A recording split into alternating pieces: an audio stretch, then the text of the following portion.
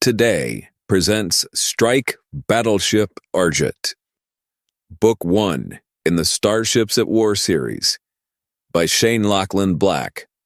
Copyright 2016. Chapter 8. Skipper. It wasn't often Lucas Moody found himself rushing to keep up with his somewhat shorter commanding officer, but this was one of those times. Sir, I need a moment. We've got a crew briefing, Major. I'm short on time here. Hold on a second, old man, Lucas said assertively. He pulled on Hunter's arm to slow him down and get his attention. The captain looked both impatient and terribly nervous. What exactly is going on here, sir? We're not even 5 years out of flight school. You're 5 pounds of officer wearing 100 pounds of brass, and you're about to bring a room of nearly 700 people to attention. Now, I realize we scored a few touchdowns flying the jacks, but all this? Moody gestured at the spotless metal walls of the corridor around them. The ship should be under the command of a guy old enough to be our grandfather. I'm technically not at liberty to discuss it, Moo. You've been ordered to keep quiet? Negative. Just encouraged. What is all this anyway? Captains normally do this kind of briefing on the intraship. Hunter looked even more impatient. I have some co-stars in the flight bay I can't put on video, Moo. This isn't just about a briefing. This is about making a statement to everyone watching, including our enemies, wherever they might be. Moody took a deep breath and exhaled. His urgency had abated somewhat. With all due respect, sir, if I'm going to lead second paladins into harm's way, I need to know we're all on the same page here. I'm betting the rest of the jacks are going to agree. Hunter hesitated. He knew well the difference between Moo's expression during a party in a bar and the look he wore now. This was their business, and if he couldn't have his senior staff's trust... This stays with us, understand? Hunter locked gazes with the Marine officer. Moo nodded attentively. There's been a schism in the upper Skywatch ranks. Over the past 3 years, half the flag officers are convinced Fleet isn't doing enough to prepare for hostilities along Gitairn. The other half have been spending time and budgets painting the first group as alarmists and trying to sabotage their plans. It all came to a head right after the last council election and the appointments to replace 2 key members of Joint Supreme Command. I remember reading quite a bit about that, Lucas said quietly.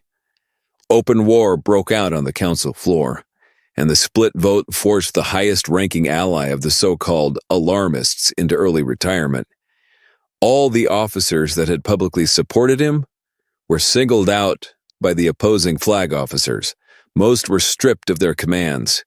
Skywatch lost almost 40 captains in a matter of a few months. It got so bad some of their ships were decommissioned. All to prove a point. The cooler heads at Fleet need to gain ground and also need to avoid anyone likely to be a target for the more numerous anti-alarmist faction. Unfortunately, that means pretty much everyone above the rank of lieutenant. And you're the new poster boy. Moo's expression lit up as he assembled the puzzle pieces. No wonder they promoted you so fast. It's why they promoted all of us so fast, Hunter replied. This plan's been underway for 2 years. What we did with the squadron earned us just as many enemies as friends. And now, we're right smack in the middle of the spotlight. Everything this ship does, good or bad, is going to be used against us. I've been advised to get as far away from the core systems as possible to avoid saboteurs and spies until I can hammer this crew into a team. Skywatch flag officers plotting sabotage.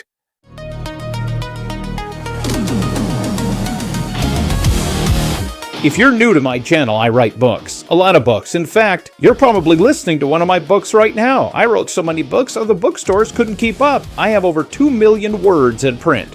Action-packed science fiction, exciting fantasy, addictive gamelit, you name it. I wanted to do more, so I moved all my books to my store. I have ebooks, audiobooks, signed paperbacks, and signed hardcovers. I ship worldwide, which is good because I have readers in 12 countries. I have hundreds of positive reviews, but I do something no other author does. If you buy any digital book from my store, you get a code, but it isn't just any code. You give it to a friend, and when they redeem that code using the keyword in this video's description, they get the same book you bought absolutely free. Every digital type qualifies. Ebooks, audiobooks, collections, but I'll make that offer even better. If you're new to the store, take the battle code or treasure code on the screen right now and redeem it using the keyword in the description, and I'll give you not one, not two, but 3 premium quality ebooks or audiobooks absolutely free. It's the best offer in science fiction and fantasy, and you're going to find it where? Right here. Over 70 titles are waiting for you right now. All ahead, battle speed.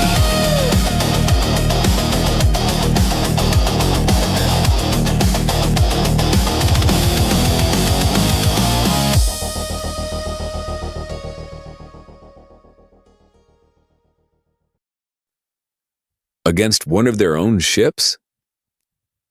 Hutter nodded. It's gotten that bad. There are 2 people at fleet I could trust, and one of them might be aboard the missing ship we've been ordered to locate. I'm sorry I asked, sir. Now you know why I requested you and the others, Major. There may be people aboard this ship with orders to kill us. I need officers I can trust. Moo's expression hardened. You need to tell the others. Hunter nodded and put his hand on the taller Marine's shoulder. A wordless exchange said everything the 2 brothers in arms needed to say. They both headed for the flight bay. Chapter 9. Despite Flight Deck 1's 7-acre area and its 5-story-high ceilings, the murmur of hundreds of people engaged in hundreds of conversations was loud enough to fill the precisely filtered air with a dull roar. A row of Tarantula Hawk gunships was arranged behind the seating for the Argent crew. Wildcat fighters were parked on opposite sides of the dais, set up for the crew address. The vessels were a reminder to everyone present the magnitude of the firepower at the command of the young skipper. In light of the non-public political situation, they were also meant to remind anyone with designs against Hunter or his ship what they were up against. Argent's majestic raptor-adorned logo was emblazoned on the wall behind the speaker's platform, and a royal blue banner depicting Captain Hunter's rank insignia and the Argent's designation was draped across the front of the lectern. At the precise moment the briefing was set to begin, the Marine sergeant stationed at the egress hatch closest to the platform barked the command to come to attention loud enough to pierce the noise.